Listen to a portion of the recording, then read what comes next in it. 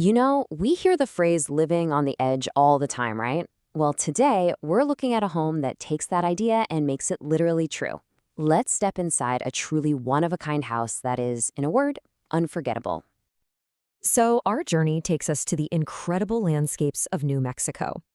This is where a friend of our Sources author poured all their savings into building their absolute dream home. And trust me, this is no ordinary house.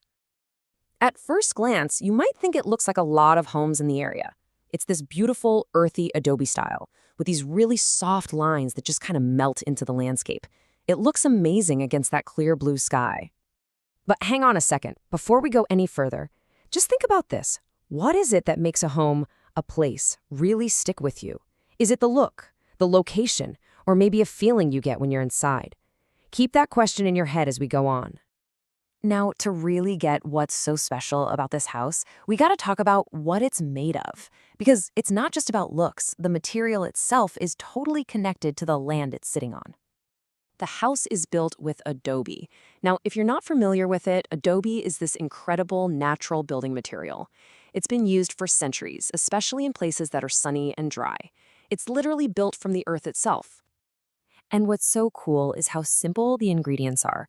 Seriously, you just take sand, clay, water, and then some organic stuff like straw. You mix it all together, form it into bricks, and then just let them bake in the sun. That's it. You are literally building with the landscape.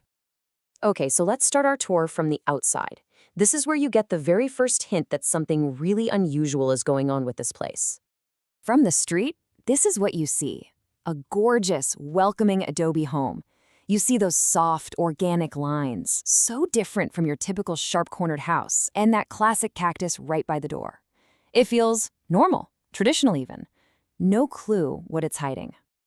And this is the house's big secret. The front, totally classic, unassuming. But the back, that's a whole other story. It has these huge windows and a section that literally juts out from the rest of the house, stretching right to the edge of a cliff. All right, let's step inside, because the second you walk through that front door, you leave the ordinary world behind. You're entering something else entirely. The moment you're in, this space just explodes around you. It's this beautiful, wide-open room, and sunlight is just pouring in from these massive windows. Your eyes are drawn across the kitchen, the sitting area. The whole place just feels endless. But then, as you start to walk toward that sitting area, you notice something's a little off. The source text just nails it, saying, "Your footsteps make a strange, resounding sound." It's not the sound wood makes. Something is very different. So you stop, you look down, and for a split second, your brain just can't process it. You feel completely disoriented. Like, have I been transported somewhere else? Because what you're seeing, it just doesn't make any sense. And here's why. You're not standing on wood.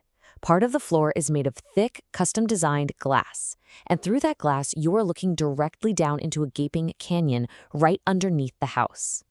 The feeling is just instantaneous. It's visceral. Your brain is absolutely screaming at you that you are falling. You can almost feel the air whooshing past your ears. It is dizzying. Your heart stops for a second. You are literally just suspended in space. And it's not just what you're seeing. The whole place is a sensory overload. While your eyes are trying to deal with this spectacular, terrifying view, your nose is picking up these amazing smells of cumin and chilies coming from the kitchen. You can feel the hard, solid glass under your feet, even as your brain is imagining that you're falling. So, after a tour like that, it really makes you ask a very personal question. It's one thing to visit a house this wild, but could you actually call it home? I mean, whether you'd love it or you'd hate it, you have to admit it's incredible. The author makes it super clear that it was an unforgettable experience, even if they wouldn't personally choose to live with a glass floor over a canyon forever. And really, that's what it all comes down to. The big question from the source material. And I'm going to ask you the same thing. Could you do it? Would you actually want to live in a house with a glass floor suspended over a canyon? It's definitely something to think about.